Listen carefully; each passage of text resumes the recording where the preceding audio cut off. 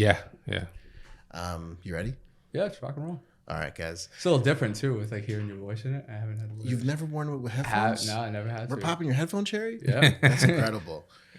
Hey guys, welcome back to another episode of the Disruption Podcast. And today we have a very special guest. And I feel like I've been watching podcasts with this guy for the past 2 weeks, preparing for stuff, even though we were supposed to shoot 2 weeks ago. Yeah. And then like something happened. He's going to have to explain to us why he had to reschedule. We're going to get down to it. But Ludwig, I have the proud pleasure of introducing to our audience, Jimmy Contrini. Thank you. Appreciate you guys having me. How's it going, man? Good. All good. Sorry for... Yo, tell us the truth. Why did you reschedule? What happened? I was actually sick for the first time in like months. Like IV fluids? Like you were in a hospital bed? I had to go to the hospital, yeah. Seriously? I was there for like a day. No COVID though. It was weird. I started actually like coughing up blood. And it did not go well. That's scary. And it was like a 24-hour thing too. It wasn't like a week-long sickness or anything. It was in and out. It was so weird because it was out of nowhere. So and then I emailed you guys right away. I felt bad. I was like, and it was the day before. So I apologize. You know, I always thought in corporate America where like, if you're in the hospital, just email us. I was like, I'm in the hospital. You think I have access to email right now? Right. Yeah. But no, man, I'm glad you finally made it down here. And we're super excited to talk to you about everything. So we've talked on text a few times here or there, right? But I know who you are. Do you know who we are? Not really. I know you started, but we talked already. We went over that you like founded. We're not making this awkward on a podcast at all. Right? So when you were running late today too, which is now just like a running joke with us, Ludwig and I were just like, we need to create content. So we went on like IG Live and we started like talking about how we would create content for different types of industries. We started talking about cookies first. And then we're talking about nutraceuticals and supplements. I'm like, we need to talk to Jimmy about this because that's what every podcast that Jimmy's on is about, is how to create content if you're a gym owner, a trainer, and what have you. But I was curious to know if you knew how much of that movement my past has been involved in and pioneering and everything that was behind it. I'm not going to say I was the guy who invented ebooks and like workout guides, but I'm definitely someone who sold millions of them really early on in like 2012, 2013. And this is when Shreds happened and everything that we were doing. Yeah, we were talking about that. Yeah. Devin Physique was involved in that too. Yeah. So Jimmy's a big Devin fan. He had posters of him up on his like dorm room walls and everything like that. Yeah. How'd you know? I mean, I figured if Alex didn't rip them off the wall, we just leave them up there, right? Yeah. So, I mean, Jimmy, how do you like to be introduced? Because I can't figure out which company we're promoting today. I don't think we're promoting any companies today. We're just promoting Jimmy. Promoting me. Well, I started my own now. I have my own business. I'm part of 3 different businesses currently, but it's gambling, golf, media engineering, and then Rolodex is mine. I love how Jimmy was just like, oh, we're not promoting anything. And just like rolls up his stuff. Here's 3 links. Here are the handles to follow. But technically, no, because if you were referring to like Alex or Gary, not there anymore. So we're not promoting any of those. No, that makes sense. So when you started your own company, how long has it been? 6 months. 6 months. Yeah. So there's so many stories to hear about the struggles of the first 6 months of starting your own agency. That was some of the stuff I wanted to talk golf? about. Gambling golf started in February. Okay. So I wasn't really involved fully in that because I wasn't the founder. I came in as a partner about 6 months ago, right when I left acquisition. Okay. Yeah, so how's the journey been with that? I was on the website earlier. I was on the Instagram page. Seems like a cool brand, cool concept. First in the world. Yeah, first we patented like anything to do with gambling with golf balls. Nobody else could use that, and it's been going well so far. It's just the nature of a startup, just nonstop every day. We're doing it on the side, but it's just a lot of work, man. Like day in, day out. You don't realize what goes into it, like outside of just manufacturing the product, making sure you have enough product, creating all the designs every day, all the content when you got no money. Coming up with all the assets, ideating on it, and then obviously delivery, customer service. It's just a lot of back end stuff that like people don't even realize. And then organization, onboarding people. If we have people come on, and they're up to speed, which is like a full-time job in itself. So it's a lot. And so based out of Jersey? Yeah. The brand? But yes, now, yeah. Okay. It's Jersey and South Carolina. That's where the 2 people are from. South Carolina, most golf courses in the world? Is that the truth, really? Yeah, something like I didn't even know that. One of the Carolinas. It's probably because of Myrtle Beach. Yeah. Myrtle Beach has a ton. Yeah. But I had no idea. Wow. So how are sales going? Last month is the best month we've had so far. Awesome. Congrats, man. Appreciate it. So tell us a little bit about the gambling golf in and of itself. Like, what's the concept for the people who don't know? Concept is, so originally the OG concept of the game, we had one game. Now we turned it into 30 plus games. It was one game where it was, because our golf balls have a dollar sign on one side, $2 sign on the other. Mm-hmm. The OG game was whatever side lands up is what you put into the pot. Whoever wins the hole wins the pot. Got it. But now, because if you don't like that one game, you're not going to buy the product. So now we're doing 30 plus games we've created. So when you purchase the product, Amazon or through Shopify, we've marketed it in a way where instead you have 30 plus games to choose from, like closest to the pin, longest drive. You play in a scramble. There's 5 different options to play. You could go from your second shot in. There's just various ways to do it to where like you don't lose the ball off the tee all the time. And right. And now that's basically how we've been marketing it and pushing it across, because everyone thinks it's that one game, and now we're trying to get it across that it's 30 plus with people. Do you golf? I'm terrible. We all are. I mean, in his game, I would crush, right? Because it doesn't matter how far the ball goes, right? Just what side that the ball lands on. Yeah. I mean, in Topgolf, I could easily get to that first yellow circle, right? That's not a problem. Getting into that blue and that black circle, that's tough. That's a problem. And it's just because I got like Charles Barkley syndrome, right? He like messed up his swing. He's got like a twitch in it. Oh, now. yeah. And whatever it's called, right? Yeah. I can't swing for my life of me anymore. Got it. When I first tried, and I had a couple lessons, it was great. Right, but like now it's just like I don't know. We're all not good, man. Yeah. Like you got to play every day to be good. It's just a game of reps more than baseball, and I play baseball my whole life. It's harder. I want one of those things that's like that giant ring that goes around you, and you just keep swinging that same motion, and then like your muscle memory will kick in. Mm-hmm. But where would I even keep that? I know. Actually, I had it next to my shed because I had one. I used it in my backyard for a little bit. And my neighbor just one day I was driving past him and he started making fun of me for it. He stopped my car. He said, "What are you doing in the backyard, man, with that thing?" And I have it like a big ring around me, swinging all the time. And I just stopped using it because then he just kept saying it every time I was using it. That's funny. So you say you're currently a partner, right? This wasn't your idea. How many partners are there? It's me, and then we have Noah Walters, who's an Amazon FBA guy who's like runs all the Amazon for us, and then Teddy Giard was the founder. He's the golfer, probably. He's a little bit better than me. I wouldn't say he's that much better than me. Teddy's became my good friend though. He founded the company Kanga Coolers back in the day. Okay. They were on Shark Tank, and we met like 2 years ago, and we just became good friends. That's awesome, man. From Teddy's videos, I would just say he's the competitive guy. Very. Okay. Right? Yeah. You seen his videos? Yeah. It's like, like Jordan will just bet at anything. Yeah. That's Teddy. Got it. Yes. He's hit the nail on the head. Right? That's exactly how he is. Like Jordan would just walk in and be like, "I got some dice. You want to throw some dice?" It's like at any moment, he would just want to jump into it. That explains the idea, right? So, I mean, there are a lot of games out there that have kind of exploded throughout the past 5-10 years, right? I mean, there's that like thing now where like people will hit a ball into a trampoline and then like go back and forth, and that was a variation. Pickleball, I don't know where the hell that came from. Spike ball, right? Those other things now. Your variation of golf and like how there's this betting system within and all that.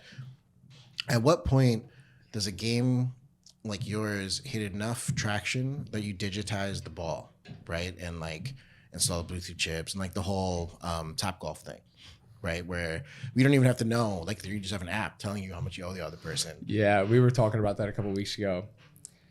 It's not even a thought in our mind yet. Okay. Like we talked about it, so it is a thought basically, but it's not like any step we're taking anytime soon. Okay. We're just trying to get capital right now. For sure. It's just going to cost too much money. Really? Yeah. I mean, just put on some ski masks, drive over to Topgolf. They already got the chip in it. Well, manufacturing all of them with the chips in them, and then like doing the deal with Topgolf. But yes, that was my idea for down the road would be I would like to have it at simulators. So you don't even need the ball, really. You just hit it. You could hit anything. You could hit say if it's indoors, you have like one of those, you could use our ball or you use like one of those like foam balls. And you just hit it into the screen. But yeah, it's our ball. It's floating on the screen, lands, and then you play the game and it calculates all the money on the actual computer. So it could be in every simulator for sure. Gambling on like blackjack or on basketball, like if I can make the shot or whatever, like you can kind of control what happens based on muscle memory. But if you're just gambling on what way the ball lands, that's just straight up gambling. Oh yeah. Right? There's no odds anymore. If you guys were to play, the hardest part we're getting over right now is is people think it's a great idea, but getting them to purchase all the time, like repeat customers. They buy it once, they have the 12 balls. It's just like using our ball over Titleist's ball. Right. Even though we're on average, we go 3 yards less than a Pro V1, which is like the top ball in golf. It's just getting that right now. But yeah, it's the funnest game for you to play. Like it's you think you're a competitive guy, wait until you put money on the course. I'm not Teddy, right? But like nobody is. But okay, fair enough, man. So when it comes to negotiating partnership in those types of deals, is that something we could talk through? Because they came to you, right, and asked you to jump in and help them grow it because of your resume and your background. Yeah. And I mean, we're going to get to it, but like you've worked with some pretty incredible people. And to be honest, they probably made a ton of money off of your work, and it is what it is. We can get down to the nitty gritty of that. But how do you even negotiate in that situation? Because let's face it, brands come to us all the time and then we got no money. Can you guys do all the content and do everything? And we'll give you 2%. I'm like, wait, what? No, that's not how this works. Well, for me, actually, I went to them. Like I was already friends. I was already friends with Teddy and I knew he was doing it. The day I left acquisition.com, I texted him and I said, I left. Like I want in for gambling golf. He's like, done. I'll send the paperwork next week. Like it was great. Like I came to him to do it because I thought it was an innovative, really super innovative idea. And the golf industry is it's going up by, went to like 4.3 billion last year. And the year before that, it was like 3.7, but it continuously goes up every year. I mean, if Steph Curry can have his own TV show about golf, that's got to say something, right? Yeah. It's a huge sport. Or mini golf. Yeah, that match that they do on TBS, that's almost doubles in viewership like every year. That's incredible. That's insane. So it's growing. And I was like, there's wheels on here and there is no product like it. So you say it's patented, right? Yeah. So Titleist can't come right now and make a ball, put some numbers on it, and capitalize on that. They can't. Teddy did the patent, but I'm pretty sure you can't use the word gambling on on golf products. Got it. Okay. So they wouldn't the word gambling or gambling on golf products. I was really hoping Jimmy was going to be like, I called Teddy, told him to flip a coin. If it's heads, you owe me 5%. If it's tails, you owe me 20 or some crazy story like that. I bet he would have taken it. Oh, I honestly think he would have thought about it, but that's for sure. Do you remember the Will Smith movie with Margot Robbie? I can't remember what it was called. Yeah. I know exactly what you're talking about. Right? And there's that Focus? Asian dude. Yes. Right? And there's that Asian dude who's just like, you're a crazy guy, and like they're manipulating that bet and so on and so forth. Yeah. And I'm just thinking about that now when I think about Teddy. Yeah, that was actually a really good movie too. It was phenomenal. When Will Smith made amazing movies. So let's talk about everything else. You said there like rolled off 4 other companies. Okay, so we got the Rolodex, which is mine. It's one of the reasons why I was late today is because I started using a new email and a new calendar last week. So this was on my old one and I never transferred it over. And I don't know why in my head it was stuck at 1 o'clock, I thought. And then obviously wasn't.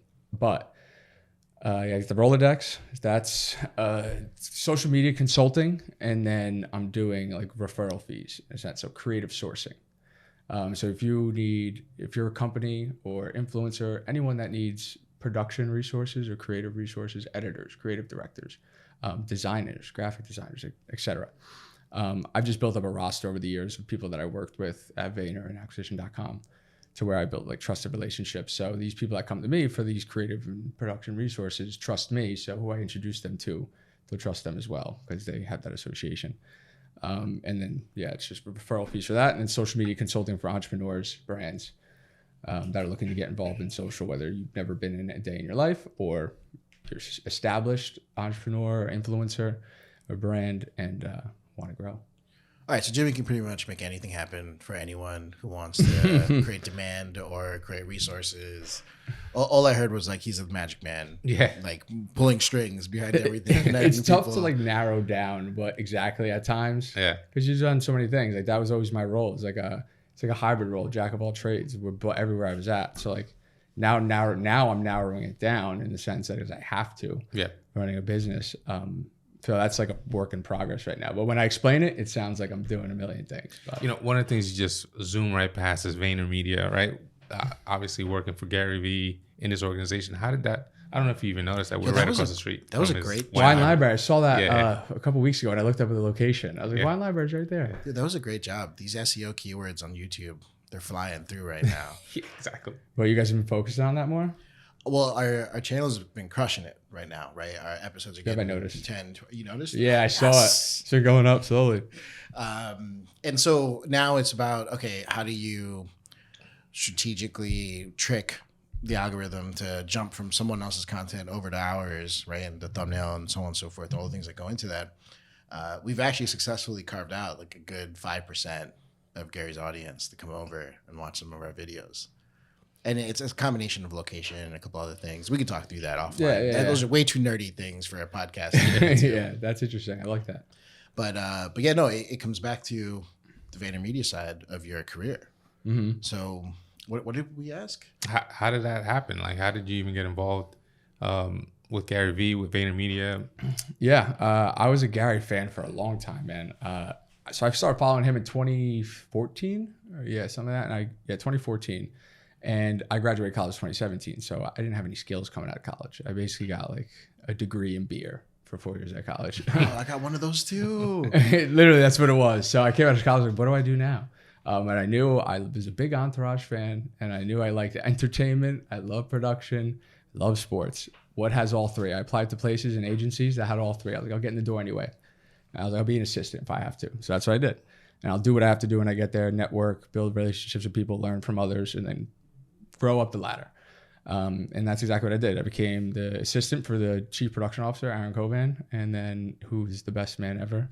He helped me a ton. And then I got into VaynerProduction, started doing a little agency, in-studio work over time, helping produce in-house studio shoots for brands like Budweiser. I would help Vayner Sports out, Politiscope, Chase, Diageo, all that. And then we would get new business, small business around the area, try to rent our studios. So I'd help with new business development. And then I slowly went into VaynerTalent over time and Vayner Sports. So I'd help Vayner Sports with their events and their event production for the Super Bowl and then Pro Bowl. And that's it for them. No, SB Week. We did that as well. And then VaynerTalent, where I would help with managing different people from Rich Eisen, Dan Patrick, Ray Lewis, Bernie Kosar, Jesse Palmer. We would help do all their contract negotiations, marketing deals. Social media, content, creative, help build their brands. And that's when I fell in love. How was it? I loved it. That's where I fell in love with like personal branding when I was working with VaynerTalent and all those guys. Got it. And Gary was the man. I worked for him. Last project I did before I left with V Friends. We launched the NFT project. Oh, that was about what, 2 years ago? Year ago? Yes. Yeah. 2 years. 2.5. Got it. Gotta love what happened to that industry. Oh, NFTs. Yeah. Well, before I went to acquisition.com, I went to an NFT company. Oh, yeah? I left Vayner. I went to this company called Metacurio. Well, it was StarStock, the one we talked about with sports cards. Yeah. And then it was Metacurio, and it was like 6 months each because both literally showed up one day and both companies were like, everyone's gone. Jesus. Because they're both industries. Sports cards went into the gutter, and then NFTs went into the gutter. And that was a big... Gary Vee was pushing everyone towards NFTs. Yeah, right? Yeah, big time. He's still a believer in it. Like they have Fly Fish Club. They just launched their restaurant in NYC. I think this past week. But out of all the people that were pushing, he was one of the few that figured out how to create utility. Yes, and so that's why his variation of it still has some weight and everything that he's doing. One of the few. I like love him and hate him for that at the same time. Like, why didn't I think of that? Right? It is what it is. So, Jimmy, this is the Disruption Podcast. Let's talk about what do you think your superpower is when it comes to disrupting? Because you have quite a few, but you got to pick one. Pick one. Disrupting in what sense? Like, well, what's the one thing that someone's gonna pick up their phone and call Jimmy for that Jimmy can snap his fingers and solve? If they want to contact someone, like creative sourcing, like networking, relationships. You love that. I built my entire career off it. Okay. I wouldn't have gotten to work anywhere after Vayner. Vayner was like luck of the draw because I just applied, didn't know anybody. After that, everything else was through relationships and the network I built. So if we wanted engineers that could run our podcast for us, sorry, Julian, you have just a group of guys that'll come show up. I would find one, yeah. Through my network, someone that works in the podcast industry, I would just reach out and be like, because I trust them and I would trust who they introduced me to. If I didn't know any audio engineers. You have like a private Discord with like people's info or like a WhatsApp thread or? It's all iPhone. It's all my contacts. Just Apple messages. All people that I've, that I've known and worked with. That's dope. What about the media side and the content side? What about it? What's your experience on that? Because I know that when I went to your Instagram page, I know in your bio you talk about it. What's your experience on that side? Recently, that was the past. Well, obviously, when I was working at VaynerTalent, that's when I fell in love with like building the personal brands of those guys and helping them all with their content media and setting and producing everything. But acquisition.com, when I came in as a content manager, so I helped build it as a second media team hire there. So we helped build a team from 2 of us to 16, 17 of us in about a year and 9 months. And then I handled their Instagram accounts. I helped produce all the shoots, creative concepting, any podcast events, contracts I would handle. I would look through all those proposals and requests. I handled their Instagram accounts. So Alex went from, in a year and a half, I took it over at 300,000. I got off of it at 2.5 million. Leila was around 150,000. When I left, it was at 520. Jesus. So, and it was like that basically on all accounts. So whenever we had a new platform, I would take it over. So we would start Facebook. We started their Facebook accounts. I was the initial guy who ran that. I kind of orchestrated all the content out the door from ideation to delivery. So you pay attention to different platforms, right? Whether it's Instagram today, Facebook tomorrow, LinkedIn. If you were to give some advice on someone new starting a brand, do you have any advice, free advice, on which platform you would want to start first on? I would go, well, with the platform would depend on what kind of industry that they're in. Okay. I recommend doing YouTube secondary. I would go Facebook, Instagram, and LinkedIn to start. Really? Yes. And why do you say that? I think LinkedIn slept on because I don't think a lot of businesses are actually on it to begin. Well, I think there's a lot of customers and lead acquisition that could occur on there. But I think Facebook is obviously the most, has billions of people on it. It's the biggest platform, period. You get the most attention through Instagram and Facebook to start, and then go on to LinkedIn. And then you could repurpose, and it goes hand in hand. So like YouTube content is going to be different. Your YouTube long form is going to be way different than like your Instagram content. Right. Or you could just chop up the long form content from YouTube and put those onto Instagram. But they cross repurpose very well. See, I feel like if someone's sitting at home or in the car or in the gym or whatever, listening to this podcast, there's like 3 questions everyone needs to kind of get answered, and maybe a combination of the 3 of us can maybe help them. Let's right? do it. So it's like, how often should I shoot? Should I shoot long or short? Right. And I can only choose one of those, right? I can't focus on both because I'm new to this. I don't know what I'm doing. Not me, the person listening at home. Because everyone knows I'm the podcast king. Then when it comes to like, okay, cool, I'm going to shoot whatever that number is every week. Do I come up with the stuff? Do I go off the cuff? Do I need a teleprompter? Do I need one of these apps? Like, what apps should I get and to do it off of, right? I know Jim is going to be like, just use your iPhone, right? That's all you really need. Mr. iMessage everyone on iMessage. And then I think the third question everyone asks is like, all right, so how often should I post? Should I be posting 20 times a day and annoying everyone in my world? Should I be posting once a day? I mean, what are your thoughts? All right, let's go one by one. What was the first question? So it's like, how often should I be shooting if I'm new to this? This could be someone who doesn't even know what their business idea is, right? They just know they want to have clout and want to have an audience. They could be someone, let's give you an avatar, just to give you some answer. Why don't we go fitness, right? I'm a trainer at a gym. I don't know what I'm doing. I don't necessarily have a contract with the supplement line. I don't necessarily have an app. I don't necessarily have a workout guide. I'm just really passionate about making people sweat. So how often should this person shoot content, and how often should this person post, and where should they be posting, and what software? Fitness, first starting out, I would go Instagram, like I said, Instagram, Facebook, and then I actually wouldn't go on LinkedIn. I would keep all your shorts. Keep your muscles off LinkedIn. That's a good question, because we were talking about the industry. So like, I wouldn't go on LinkedIn with that. I would go to YouTube Shorts and utilize, or TikTok, one or the other. They go hand in hand. But I would pick one of those. I wouldn't go more than 3 platforms if you're by yourself at first, because it's just a full-time job to handle an account, period. Shooting wise, it's all in the pre-production for that. So you said off the cuff, never go off the cuff. More pre-production, the better. In every industry. Yeah. Well, that's me with that. Like, whoever I've worked with, I make sure we're like dialed in our pre-production. Like, if you're filming. Julian's so happy right now. Yeah. Julian's like, pre-production, yes. He lit up. Yeah, he lit up. It's because it's some of them you could go. So for example, we were filming with Alex and Leila, and their whole thing was when I came on was they wanted to have less time put into the pre-production and scripting. So I winded up coming up with just getting topics that they could. It's your brand, like that. You're talking about content that is all the stuff up here. So I was like, let's just put out ideas and topics on our prompt documents where we'll give them 2 or 3 bullet points that they could riff on.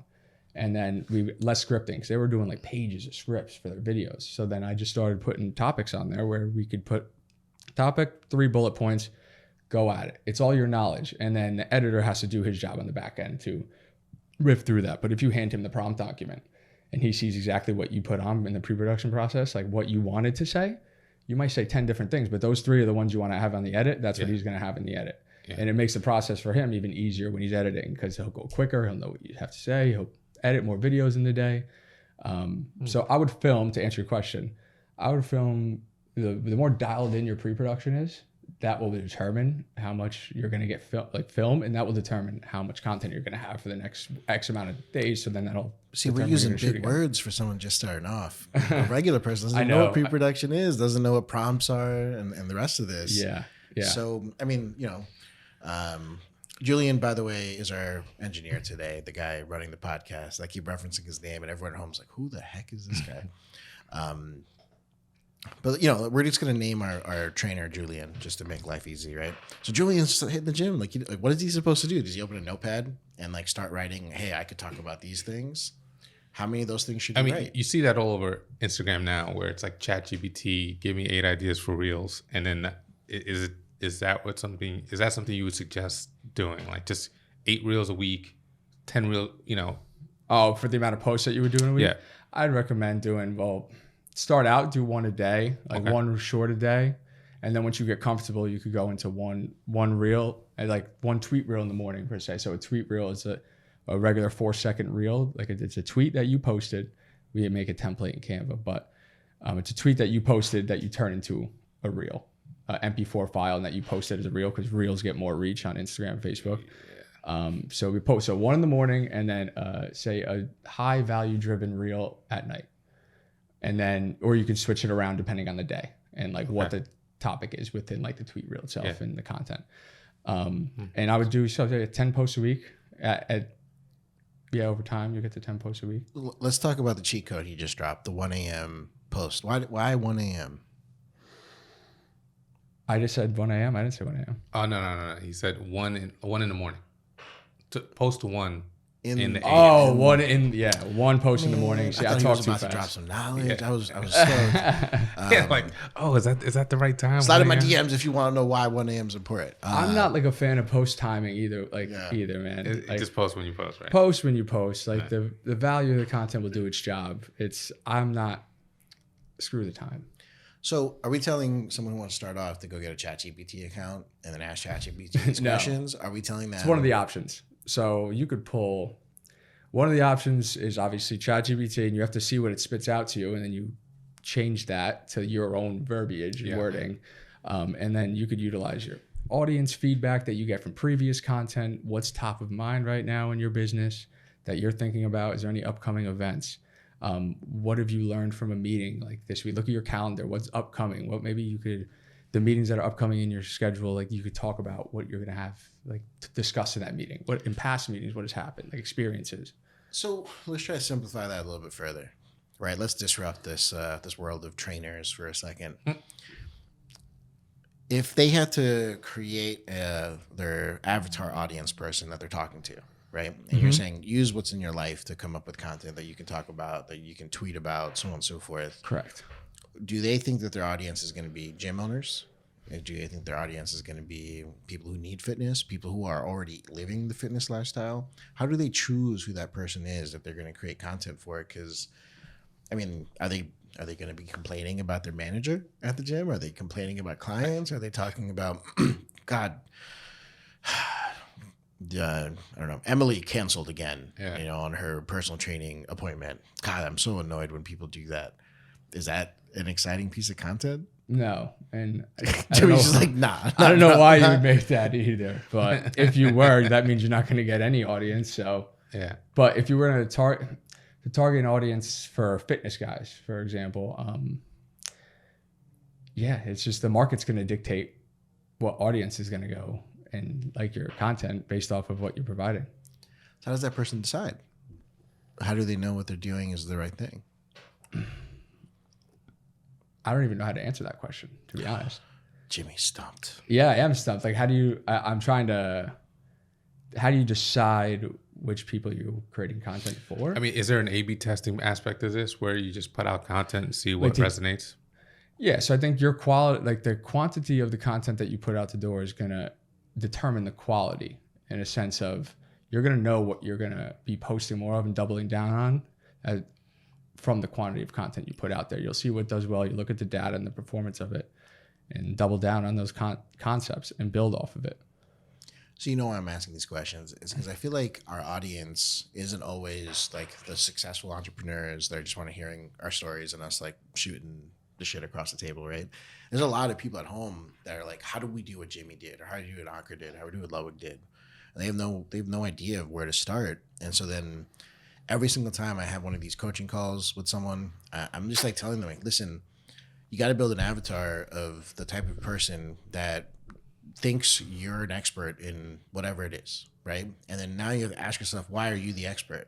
Oh, I'm the expert because I look like the expert because I got biceps, right? Because I got this, I got that. I do have biceps, by the way, Ludwig. I saw that smirk that you gave. You show the evidence. I'm not buying it. It's coming through the shirt, okay? There's curves, there's shadows. It's because he's still shooting with the Canon and not a Sony. Oh, wait.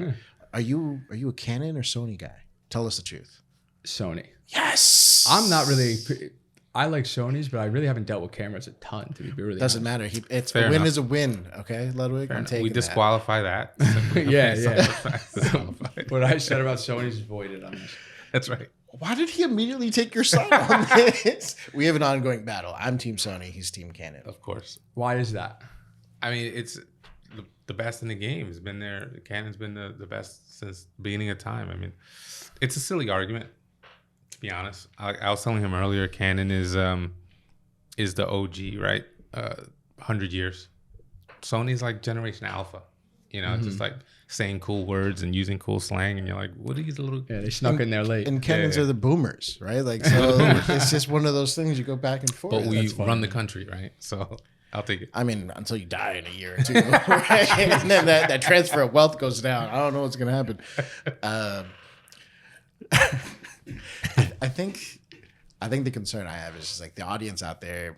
I get asked this all the time. Like, I don't know what content to make. I don't know what to do. Yeah. It's easy to build someone who's already famous in their own right or already has money to test out a bunch of different things. But when you're broke and you're trying to figure out how to escape that 9 to 5, struggle or whatever someone's in, like where do you start and how do you go about it? I've had a lot of people related to being an entrepreneur, right? The Harvard Business Review article, like 98% of entrepreneurs fail in their first year. It's because no one's there to give them real answers or give them shortcuts or give them any type of guidance. And so they end up failing because they had $5,000 to spend on their whole business for the whole year and they made some bad choices, or customers didn't have civic awareness that service existed, and like the thing just failed. Yeah. So, I mean, Jimmy, I just asked, like, if it's a brand new person, what would you do for them? Or like, how would people understand, like, there is an opportunity, but it requires a very serious amount of discipline to get to that point, right? Jimmy's only Jimmy because Jimmy's disciplined AF, right? Yeah. I can't even imagine how deep your spreadsheets are. It's gotten out of hand. It's got to be out of hand, right? I saw one podcast. Jimmy was like, I just added another row. And then 20 minutes later, he's like, I added 100 more rows. And I'm like, how many rows are on this spreadsheet, Jimmy? Yeah. It got definitely out of hand by now with like all the different documents and SOPs that I've created. It's crazy. I think for people just starting out, like you have to be committed. Like I always say before I work with anybody, like you have to be committed long-term or it's just not going to work. Or I don't even want to work with you. Like if you're going for the short, quick money, like trying to do it in 6 months, thinking you're going to have a following, that's just not the case. Like there's no guarantee that you're going to get X results by working with me or doing everything that I tell you to do. Like this is what has proven to work. I have the evidence to show that it has worked at a crazy scale. And if you do it, it could work for you, but it's your effort and your discipline to actually execute on it to do it and make it happen. I'm curious that you left off TikTok when we first asked about your testing. Why TikTok? Why wasn't it in your first 1 or 2 slots? It was like Meta and then YouTube, and then you went LinkedIn. Yeah, I'm just not a big fan of TikTok. We've always used it for testing. So when I was at Vayner towards the end, the tail end, we just utilized, and acquisition was only testing. So we tested every piece of real content, like short form content on TikTok. And then based off of because the algorithm is just, I could never figure out the data on there. Like the data that it would give me just wouldn't make sense. I couldn't articulate it in a sense of how to change the content that we were coming up with after the film. Like we weren't making any content specifically for TikTok. We would just test everything, what would work. We doubled down on those topics, concepts, and see like where the audience was moving towards. I'd really look. We got the most comments on TikTok, so I'd utilize the community in there. Yeah. And that's another great example of you like getting ideas for content. Talking comments with your community and looking at your comments is a big thing, and that just enhances your reach too when you're having a conversation within your post. First question was, how much content or how much time should you spend? Yep. I mean, so we got answers for that. What was your third question? So 1 a day. Use your iPhone to start, correct? Because we don't even ask Jimmy Pre-production is super important. Jimmy's like, use your iPhone, bro. That's what you need. If you have an Android, get rid of it. Buy an iPhone. Just throw in the ocean. And then the third one's like, what apps? Like, what apps would you recommend someone get? Like, are you a CapCut guy? CapCut, and there's an app called Moment. Moment's very good. That's the one that does like the transcripts and like all that kind of stuff too, right? Or is that the one that does all the transcripts? Oh, Descript does the transcript, right? So apps for filming, I'm saying just on your phone, it would be, and you edit with CapCut, and then for film, you would use Motion. Very good app. I'm actually going to promote Full-Time Filmmaker. It's a course they do. You've seen it before? It's really good for your iPhone. That's where I got Moment app from, and it's been phenomenal. I love it. So I would check it out. I just promoted a business and not even my own. So that's Parker, right? Welbeck? I guess. I don't know. I love that guy and hate him at the same time because he makes me spend so much money on equipment. Every time he gets a new toy, I don't even know his name. So. I have like the fly cam just because he put out a whole video of how to use it. I'm like, I need to try this. So I went and bought a fly cam. He goes and gets rhinos. These are like the ARC like robots that go on like tracks and stuff. I go and buy those tracks. That's sitting at Bank Cookies, right? The tracks at Bank. Yeah. So he makes me buy so many toys. Yeah. But his coursework is actually pretty awesome. If you go and you sign up and use the code Ludwig10, no, I'm kidding. But no, his coursework is dope. And I didn't know he pushed Moment, but it makes sense. Yeah, I loved it so far. What was your the last question, by the way? Was that the last question? Yeah, I mean, what apps to use, and then like how often to post per day, and how often to shoot, right? Those are the kind of things, and you kind of answered most of those. Well, how often to shoot? I mean, to do a reel a day, if you can set aside 6 hours in one day, maybe that's what it is, right? Whether you're doing like an hour a day, you just kind of figure that out on your own, right? Yeah. I want to, for businesses just starting out too, I think they start doing CTAs right off the bat. Like they start doing their content and it's right hook, without giving like jab. Yeah. And like, instead of doing jab, giving that free goodwill to people and providing value for an extended period of time, and then right hooking. I'm not a fan really of doing a ton of CTAs period in your content.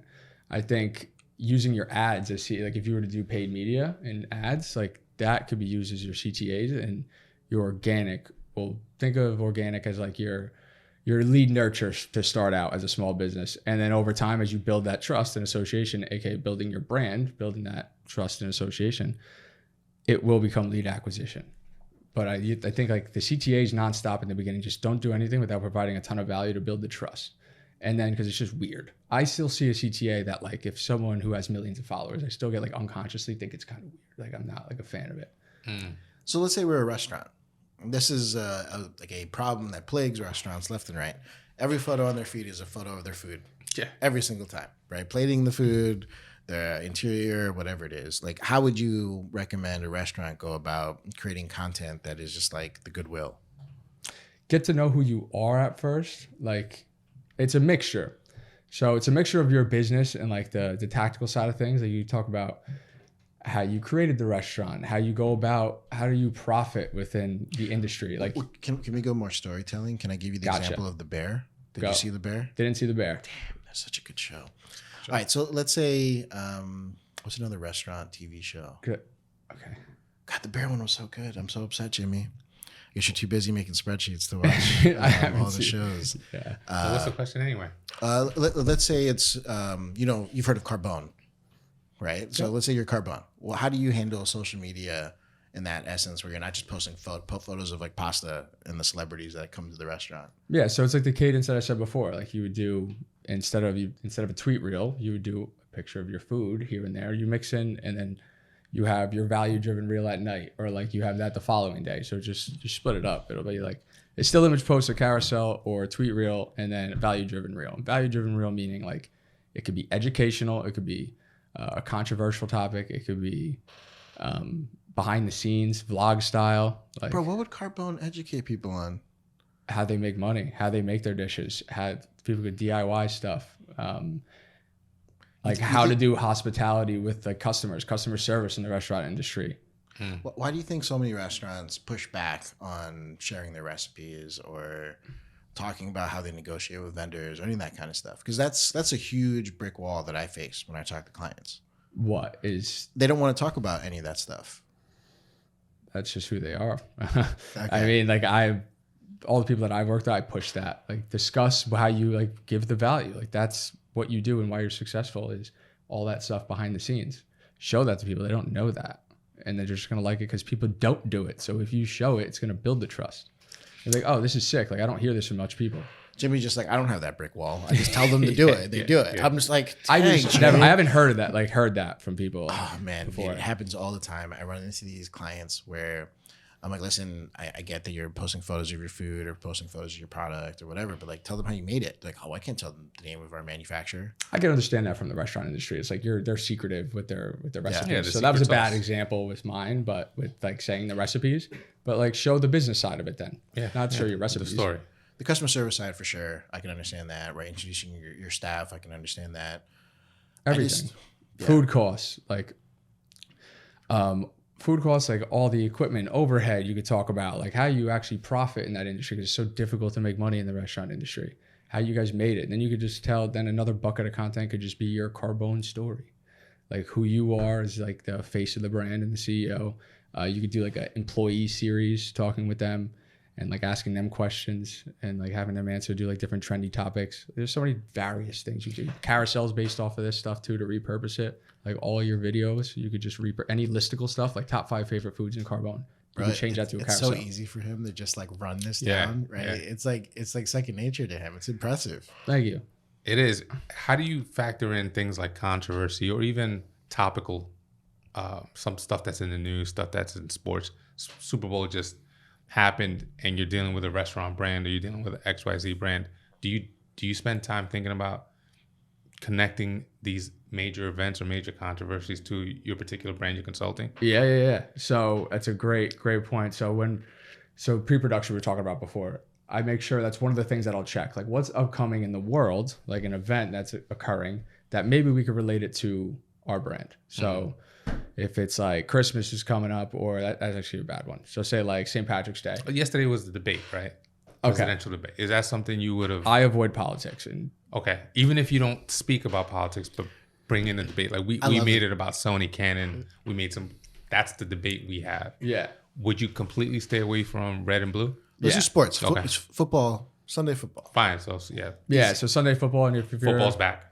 Yeah, football's back. And if you're doing if you're a clothing brand, I would do something. I would then consider that like football's coming back, and whether you want to do a different piece of content catering towards football because football is coming back, or you're an influencer and you have a workout that's football oriented. So get ready before the games this Sunday and you make a piece of content of like your workout plan of what you would do or workout that day. But yes, I look in for, I'm trying to think so for St. Patrick's Day, you were talking about restaurants. So if it's for St. Patrick's Day, upcoming, you would make content like my top 5 favorite St. Patrick's Day dishes or what like foods I would eat. How to throw a St. Patrick's Day party, and then say how you set up your restaurant. Like there's like various things you could do, but I always think about like what's happening within today, like upcoming events in today's society, and try to think about how I could cater that to our next film session. So, bro, do you ever have content fatigue, like content idea fatigue? At times, if I'm run too thin, like if I have too many clients right at the current time, I need that boring time. Like I need to sit there and just walk around in like a park, and then That's when you grab some golf balls and just go gamble for a little bit. Yep, right? hit the nail on the head. Yeah. So it's so interesting to see your thought process on how you would approach these different businesses. All I'm seeing is like my PTSD from clients being like, no. That's another thing though with the ideas. Like, Yeah.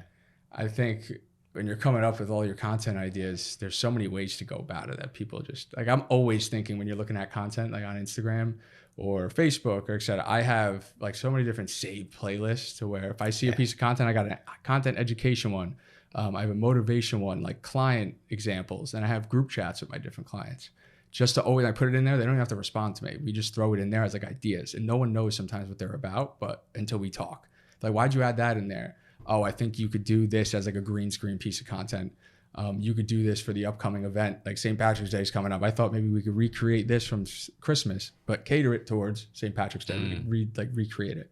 And it's good that we're doing this because then we could turn that into a carousel and save time and post it on 2 other platforms and just add like a long form caption to it. And how long are you having these meetings? Once a week? These daily catch-ups? Depends on the client. Like sometimes it's every 2 weeks, like an hour every 2 weeks. We do bi-weekly. But most of the time, if it's like a core client, it's 30 minutes a week because there's just a lot to catch up on, a lot of updates, and they want to review a lot. So when you're working with clients and the different projects that you're in, I mean, are you picking up the camera, or are you hiring the people? Are you like the strategy guy? Like, I'm trying to get a full scope. It's all, so right now, is just a ton of people have been hitting me up for help. So I've just been doing strictly consulting. Like, and I do the creative sourcing on the side. So if I come in and I'm consulting them on it's an entrepreneur and he's trying to build his personal brand and grow an in-house media team, I would just strictly consult on that and not be in the weeds doing the work day to day. Like it's a more hands-on approach. Like if you need an SOP and I have to tweak it and customize it for you, I'll type out like, I'll obviously give them their custom content, organic and ad strategy if they want ad strategy as well. And that's the extent of like the in the weeds work I would do. And if they need roles filled and we're talking, I help them with the job specs, review that. And then they would send me like different roles of people like that have applied and I'd review that. There's like little things on the back end that we'll throw, but strictly consulting mainly. And then like a la carte, like if you need help reviewing edits, I'll review edits. That makes sense, man. So where did all this come from when you grew up and kind of like this type of mindset of this analytical process of seeing what works, what doesn't work? That has to come from somewhere. I grew up, well, my dad was an entrepreneur. So I always had like that entrepreneur mindset and like that way to operate because I woke up every day and he's already on the computer since 5 a.m. I have no idea what the hell he's doing. And he ran like different businesses from real estate, mortgage. He ran Little Jimmy's cupcake, cake business, sold Entenmann's. So I always was like an entrepreneur and I never was into like analytics. I was a sports guy. Like I said, I went to college's party for 4 years and had a good time. I didn't really know, I knew sports and that's really about it. And I'm a big believer that you find your passion just by continuous reps of doing something till you get good at it. Mm-hmm. And then you're like, wow, I'm really fucking good at this. Like I'm pretty passionate about it now. Like I like this. And that's what it really came down to. Like it was my job at VaynerTalent to really work and build these guys' brands. And if I didn't do that, I would get fired. So I had to build their brands. And then when I went to Alex and Leila, I fell in love with it even more because they were just great people. We won together and we crushed it. And then I was like, I'm good at this. And I had more of the evidence to show that I was good at it. And then I was like, okay, it became a passion over time, but it never was to start. Jimmy's living the life, man. Working with some big players. Was this the first like job? What? Out of college? Vayner? Yeah. No, funny story. My first job out of college was an internship at this company, ASM sports agency. You know when like Rick Pitino and all of them got in that scandal with like paying the players and shit? Yeah. Yep. I was working there for 2 weeks as an intern. I come in, I was at the front door, like letting the UPS guys and everything. 2 weeks into it, I thought it was a UPS guy at the front door, rung him in, 10 FBI agents. Oh, no. Second weekend, I was like, this is like the real world right now? What's going on here? Oh my God. Yeah, and so they flipped the cameras, took everything. I had no idea, obviously, but they were like in the part of the scandal. There's actually a HBO documentary about the whole scandal itself, and the guy who narrates the whole thing was the guy who sat like 20 feet from me in the office. Really? He would come in here and there. He traveled a lot. Christian Dawkins. Yeah, it's called The Scheme. It's out already? Oh, it's been out on HBO. It's really good. Did they interview you after 2 weeks? Yeah, the intern who was there for 2 weeks letting in people at the UPS and post office. So, I mean, I feel like Gary's one of those guys that'll end up having a documentary or two written about him at some point. For sure. Right? He So probably same with started Alex. filming it 10 years ago, probably. For sure. Yep. Do you think you'll be part of the interview process? Will they call you? Probably not. Probably not. No. Bro, He's got his inner circle of his guys. They're all great, but I'm just not in that circle. I've always been so deathly afraid of getting that phone call. Oh, what? Like, hey, we're doing a documentary on Shreds. What can you tell us? I'm like, I don't know what I can say and what I can't say in a documentary. Or like, yeah, when the Fire Festival stuff came out, I was shook. I was like, are they going to call me? I hope they don't call me. Well, Fire Festival 2's coming out, so maybe they'll call you for that.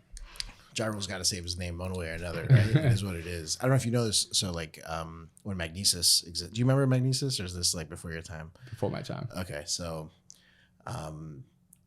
the guy who's behind Fire Festival came out with like a credit card membership thing, and like if you got the card, you'd be. It was kind of like what Founders Card is. I'm sure you've heard that, right? Yep. But it was like just for New York City, and like he had like a lounge, and a bunch of different things. I was like member number 5 of this thing, right? Because I had Shreds money at this time and whatever was going on. And so then I got to know this guy and like the guy who was behind it.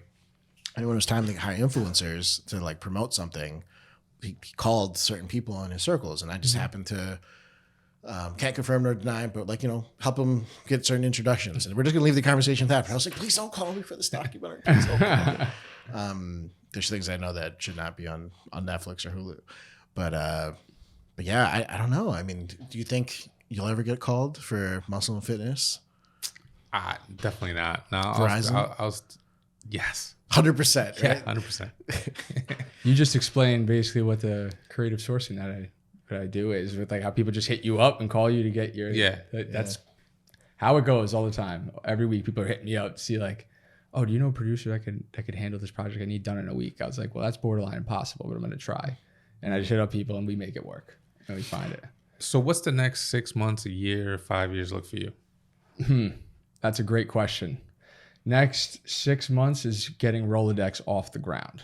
Okay. I've been gone from acquisition.com for 6 months now, and I just made my logo like last week. I've been so busy with that, man, and like just work in general and like satisfying clients and really over delivering. So I just got the logo made. I haven't even done a marketing post, so really dialing in on Rolodex. And we're launching me and Teddy, who I was talking about before, who did do gambling golf together. So with Kanga, he handled all the marketing and social for them, and really he's a product development wizard. So we're combining our talents and doing media engineering. It's going to be a course that we launch at the end of the year. Okay, it's probably going to be January 2025. Awesome. And then we're going to have on the back end of that, we're going to have like clients if they want to stay on the course or if they want to work with us afterwards, like one-on-one. Awesome. We'll help them. So that's like the next 6 months for sure. Just those two. Gambling golf will be on the side. They go in tandem. So as you build media engineering, gambling golf will grow in tandem because we'll have the teams to help support it. That's awesome. So, I mean, normally around this point of the podcast, we try to flip the script a little bit. And we're like, Jimmy, do you have any questions for us? Yes, I do actually. Hit us. Ludwig, tell me, I want to know your story because I don't. All right, man. Do you have some time? Where do you? So back in the 1800s, Canon was created. Ludwig showed up as customer number 3. He said, what did you say? Health magazine or something? So photography is where I just want to remind you, he is Gen Z. So some of the names you say, he's not going to know. Yeah, define terms here. So I don't know, about 15 years ago, I picked up the camera. I've always been working at Verizon as an executive in sales, right? So I'm sorry, for everyone at home, that's 2005? 2001. That's more than 15 years, sir. My hire date at Verizon was the day before 9/11. That's 23 years ago, not 15. But 15 years ago is when I picked up the camera, so I was still working in sales. and started taking photos of my daughters when they were born. Switched that into taking photos of fitness and fitness competitors. Met this guy when he started Shreds and started taking photos of some of the Shreds athletes like Devin Physique and Paige Athlete boy. And soon that took off. So while I'm simultaneously working at Verizon, I was building this huge photography Rolodex and content, and everything kind of exploded on social media at the time. This is like 2013. Early. Instagram. Yep. And basically that's kind of where it up until recently he started this agency, called me over. At this time I was working as a business acquisition manager at a bank. And he brought me in and said, let's do this thing on the agency side together. Hell yeah. So I've known him for now 10, 11 years. And so basically that started back when I started photography. Nice. You guys, He doesn't it's do nice himself. in here too. This office is really good. Like, congrats, guys. That's awesome. You guys, man. this is dope. We didn't even get to go downstairs yet. Yeah, he doesn't do himself justice. Yeah, it's just, So- we all don't do that, but Self-promotion. So Ludwig was in charge of the entire Northeast quadrant for Verizon. okay. Well, that's, Merchandising, training, talking to these sales agents, Yeah. like convincing them about the next launch, getting all this up. You're talking about like the pre-production stuff. Like he was doing pre-production at retail before Yeah, it was he even a thing for social media, right? I can't remember the exact moment, but Ludwig did a shoot with like a no-name athlete in New Jersey, and Instagram in its nascent stages had like the worst filters, right? And there was a filter named Ludwig on the app that I loved, right? Yeah. And so- actually, yes, I do remember this. yeah. And so it was this concept of high ISO photography that Ludwig somehow perfected in 2010, not 2013, sir. Because 2011 was when I saw the photo, and then we immediately booked you for a couple shoots. Yeah. And by booked you, I mean asked you to do it for free. And one thing led to the next, and we got him his first magazine publishing. Actually, he must have had some before me, because I don't really know what he was successful or not successful in before us. But in November of 2011. Was that what's his name? Alabama boy? Uh-huh. Yeah. Yeah. And no, that was a different, that was like a whole different stuff. No, we're talking the Jersey athletes. Okay. And so he got his first cover in 2011. And then just like all of a sudden, cover after cover after cover after that. Because in fitness, when you can see the vascularity and like all that kind of stuff, the photos just crush, right? Yep. And I mean, this guy was so bored with being in charge of like a quarter of the country for Verizon. He's like, I'm just gonna start doing photos of like jack dudes and girls and like make them all famous. And you just did it on the side, right? Yeah, I was doing it on the side. Learn the game like that. That's awesome. And then about 2017, I went full time. Photography, started an agency where I managed influencers, and that led to me going back into corporate America, which led to me coming here. He was just bored. What was your decision process behind it? Sorry to interrupt. No. I don't know. It's a 10, 15 year decision process. Working in corporate America, you have this thing where this false sense of stability. Because I think it goes hand in hand with like the businesses we're talking about before. Like Yeah. Making a decision to go all in on content. Yeah, So it was yeah. your decision to go all in on It was first of all, can I survive? At the time, I have kids and all that, and so you have to factor in the fact that you're making money. You have this like health insurance and benefits and all these kind of ideas that make you feel like you have stability. At any point in time, Verizon, T-Mobile, anybody can cut you, right? They merge, something happens in the economy and they have to let you go and you're done. So the idea was essentially like, I need to go all in on something that's my own, work for myself, have fun while doing it, Bro, tell them the truth. that's the truth, buddy. You were tired that people didn't see your sneaker collection. And so you want to know the BTS So I had- photos. This dude, for a period of time, I never saw him repeat sneakers. And Yeah. I knew him for 3 years.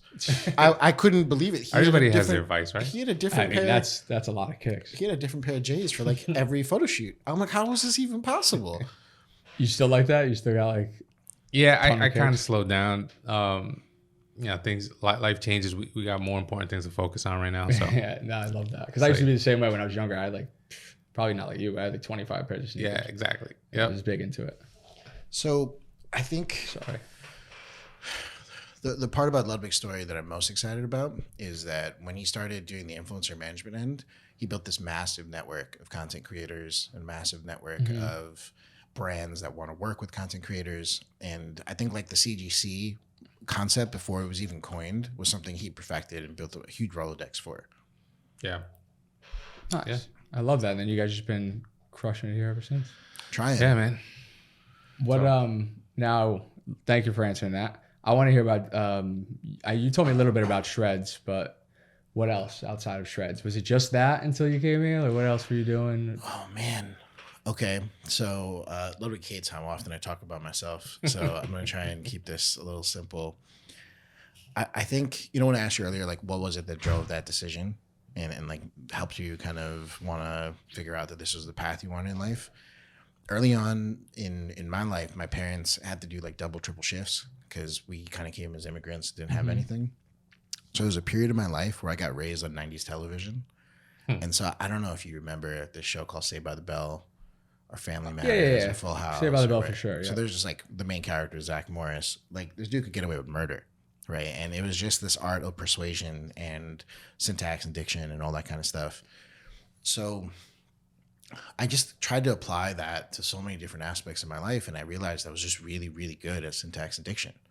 And I think my first job was selling tutoring, and I crushed it. I had like all these different clients and customers.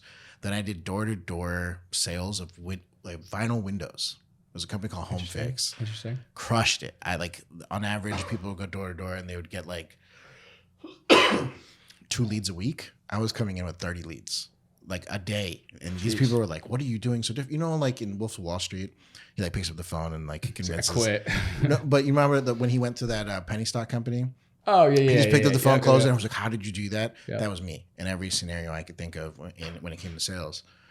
And so I guess when Instagram started, there was a way for me to apply all this life experience to creating what we call in your industry and mine is like attribution segmentation, right? And understanding that the user experience throughout that process of sales is so important. And I mean, we were the pioneers behind customizing landing pages based on influencers, right? And so like, you saw Devin post something, you saw Devin on the landing page, you saw Devin. You were like check the out. first with the whole And influence marketing. And I mean, that applied to supplements, it applied to seasonings, it applied to teas, coffees, apparel lines. Then there's all the consulting that I did for the manufacturers across the country, becoming an Amazon Seller Central partner. And we had the top fat burner on Amazon for 1.5 years. That's a lot of customers, right? Yeah. And this is before people even knew about Amazon marketing and Amazon Marketing Group, Amazon Marketing Services, and so on and so forth. I think the beauty of the Shreds part of my career is that I have probably the most expensive MBA that's out there. I learned real life experience on a global level of logistics, supply chain, product development, customer service, direct to consumer, B2B, manufacturing, you name it, right? And Ludwig sees me in these meetings with clients, and I just literally have answers to everything. And I feel like you only have that when you have real world experience. Like none of that stuff they're going to teach you in college, right? Whether you got a degree in beer or you got a degree in business, it makes no difference, right? It's that real world experience. That's why it's so fun to talk to you, because like when you're breaking all this stuff down, it's because you know it because you became an expert, because you have done it for so long for so many people. You know everything not to do, and that's why when you're just like da da da da, this is what you have to do. I know it's the right answer. Ludwig knows it's the right answer, but someone at home is like, why would we believe Jimmy on this, right? Yeah. Why would I tell people my recipes if I have a restaurant? And it's hard to even like articulate and how to break down why you do this at times, because you've just done it so much. It sounds like you just saw that it works. So it's like, how am I going to explain this to someone? Like why I do this? This is just like how it works so many times. I mean, we had a couple sales meetings recently where I totally blew it. And I walked in and like, they were just like, why would we even listen to you? Have you ever worked with anyone in your industry? And I'm like, bro, it doesn't matter what industry you're in. I pioneered some of this stuff. Like I'm going to crush it no matter what I do. And then the guy, like, I don't know, I guess he just like triggered me and said a couple of things I wish he didn't. And then I was just like, yo, bro, are you going to let me talk? Like, yeah. And then the meeting was over. The dude just like left the I meeting. also think that people just overthink that stuff. For sure, man. Like they really think too intricate about creating content per se. You know when it becomes a challenge is when you're dealing with old school mentality, like business owners that are older, they've been around longer, they're just not hip to the game of social media, and they're coming to you for advice, but then they want to stick to their old guns, and sometimes there's a lot of friction there. So that's kind of what we faced in that meeting, and things went sideways quick. Those are the people I wouldn't even work with, to be honest, because they're not going to be all. You're always going to be struggling. They're not going to be in it. It's always going to be a constant. Exactly. Always going to be a constant struggle. Yeah, I guess in the agency world, though, it's hard to filter that before the sales meeting. Very true. And when you walk into the sales meeting and they're like, well, this is the decision maker. Yeah. Like, oh, man, everything just changed. I just spent 2 weeks I didn't even think about priming the VP and like the person I'd be working with day in and day out. And then now I got to talk to the decision maker. And I'm just like, oh, man, this is a totally different vibe. You've been meeting with the guy who gets it, the young guy, the guy that's like, yeah, we need this in our company. But here's boss guy. I have one final question for you both can answer it. Yeah, we have like another 2 hours of the podcast. How much time do we have? Are we over right now? No, we're good. Okay. Yeah. What's the best? It doesn't matter who goes first. Best piece of advice you ever received? I have one more after this. You've lived longer than me, Ludwig, so this is harder for you, right? So many different pieces of advice. So many. First thing comes to mind. Let's talk about just Gary Vee. Yeah, he's the one that really focuses on getting people to follow their passion or find their passion. And if it takes, 3 months for you to try something, figure out you don't like it, go another year or two. Mm-hmm. That idea that being older, you could still find your passion, or you could still find just try things. Try anything, and don't be afraid to make mistakes, because there's always time. Love that. There's always time. That's a good advice for the old guy in the room. Yeah. He has people on his podcast that are like, "Hey, I'm 55 and I just discovered this. Or I just started gambling. Whatever." Mm-hmm. Like, it's a great. Do you message. gamble, Ludwig? Not really. Not anymore. In college, I did. He's such a Boy Scout. Dude, it bothers me. If you golfed and you played gambling golf, you'd be addicted.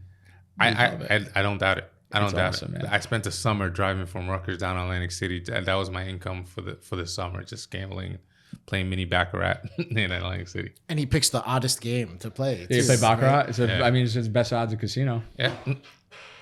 Says who? Says the gambling guy. Is it really? Yeah. Oh, wow. Jesus Christ. I used to steal my parents' car when I was 15 and drive down Atlantic City because I had a mustache, and I would just go to Caesars. They were the only place that didn't card, and I would just play poker. No problem. You go right into the poker room. You're playing with like 6-year-old guys. Yeah. And I had like a half beard at this point, so like no one cared. And then I'd drive back before my parents woke up. That's crazy. I don't know. I feel like I'm a natural leader in a lot of scenarios. So the best piece of advice I've ever gotten was actually yesterday. And I'm still a little shaken up by it because I'm still trying to like figure out what it means to me. And so it's interesting that you're asking that. And like that's the first thought that comes to my mind. I think for a long time in my life, I thought I had a responsibility to pour water out of my cup into everyone else's cup. And, people tell you, like, put on your own oxygen mask first so that you can help the next person. I never listen to any of that nonsense, right? I feel like I'm someone who's constantly pouring in other people's glasses. So this guy yesterday made me realize I'm delusional and I'm running with an empty glass because I have the discipline to not care if my glass has water, and I just keep going. And then he just kind of explained to me, my only responsibility in my life is to fill my glass with a full cup of water, because that's the only way anyone else gets water around me. And so for me, I'm still working through that right now. I might have to go to therapy and figure that one out. But I was just like, oh, wow, I'm not pouring into anyone else's cup. I'm just so disciplined. I just keep pushing everyone around me. Right. And so that's what I'm working through right now, Jimmy. No, I like that. It's that was good, actually. It was a great answer. Yeah, I would say I'm going to answer my own question. Actually, no, we're going to go one more. It's what's the worst piece of advice that you ever received? What would you say?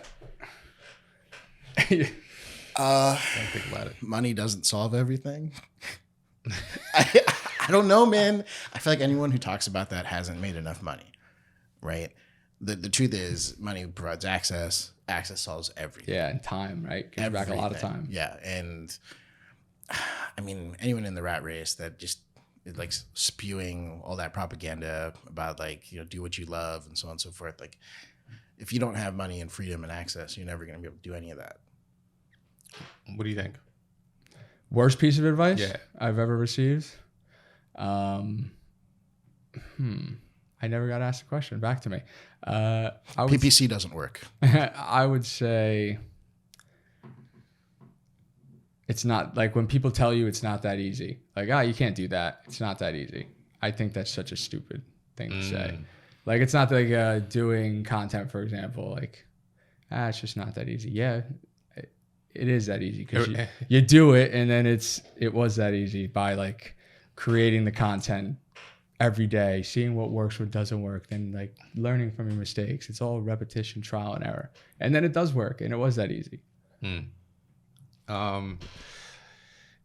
Listen, I'll piggyback on that. You know, whenever you ask someone for advice or help and they discourage you out of something, you know, that is a life lesson in and of itself. You know, the idea that someone's going to discourage you from creating content because it's not easy. Well, everything that you do is supposed to be hard. Like, that's the whole point. Yep. And if you don't want to do it, that means you don't have the passion for it. You know, why even do it? Everyone sucks at everything when they first start. That's right. That's right. So what's the best piece of advice, Jimmy? I'm gonna actually. I guess I could say I'll do a quote. Life responds to effort. Oof. Life responds to effort. Nothing happens unless you move it, right? Yep. Oof. I like Just that. let that sit. We're just going to sit here in silence for the rest of the podcast. That's a good way to end the pod. So, I mean, from the earlier question, have you heard of this concept called Ikigai? I heard Jesse Itzler. I think heard him talk about that before. Yeah. It's this idea of like what your life's purpose is. Yes. I've heard of it. Earlier, I was like, what's your superpower? And you're like, I can connect anyone and everyone in my network.